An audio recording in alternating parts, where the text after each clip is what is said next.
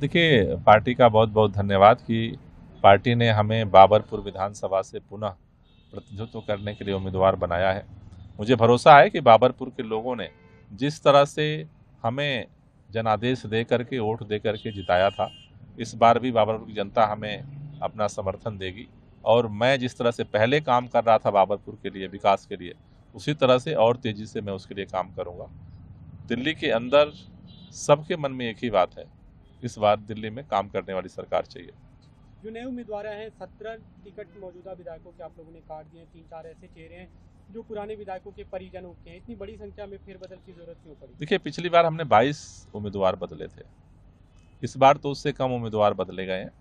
Party ने सभी तरह की तैयारियां करके, फीडबैक ले करके 70 के 70 उम्मीदवार मैदान में उतारा है और अब ये 70 उम्मीदवार अब जनता के बीच में जाएंगे और फिर से अरविंद केजरीवाल जी को मुख्यमंत्री बना करके काम करने वाली सरकार बनाएंगे। इस बार बड़ी संख्या में बीजेपी कांग्रेस के पुराने चेहरों को आप लोग लेकर आए हैं, तो क्या इससे आपके कैडर पे कुछ असर नहीं पड़ेगा? आपको लगता है मेरे ख्याल से पहले भी ऐसे जो लोग काम की राजनीति में विश्वास करते हैं, पिछले सालों में भी उनको हम उम्मीदवार बनाते रहे हैं।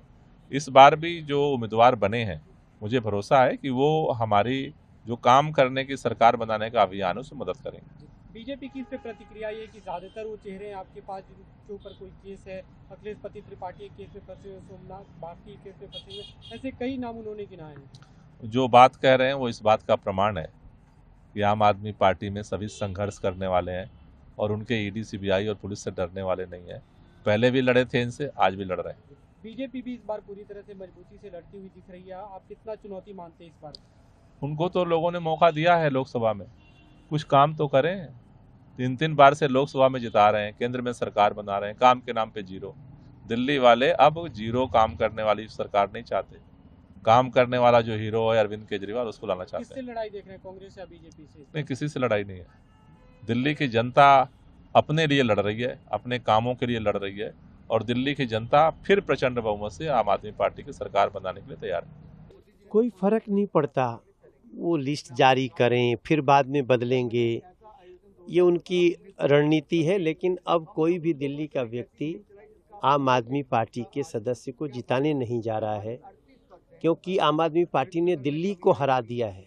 आम आदमी पार्टी ने दिल्ली की सांसों पे आपातकाल लगा दिया है, पानी ऐसा दिया कैंसर होने लगा। अब ये कितनी भी लिस्ट बनाएं, लोग नरेंद्र मोदी जी को डबल इंजन देंगे। सर, पीएम मोदी ने 11 प्लेजेस कर लिए पार्लियामेंट में डिबेट ऑन कॉन्स्टिट्यूशन पे जब स्पीच चल रही थी, लेकिन प्रियंका गांधी वाड्रा और अखिलेश यादव उसको क्रिटिसाइज कर रहे हैं, कह रहे हैं फेक है और कुछ नया नहीं बोला है, फेक जुमलेज हैं इस तरह। देखो, उन्होंने कहा हम हर हाल में अपने कर्तव्य के पथ पे चलेंगे। अब इनको कर्तव्य के पथ पे चलना ही नहीं है तो ये उसको तो उसका मजाक ही उड़ाएंगे। मगर अब ये क्या कर्तव्य पथ का मजाक उड़ाएंगे, ये देश उनका मजाक उड़ाएगा।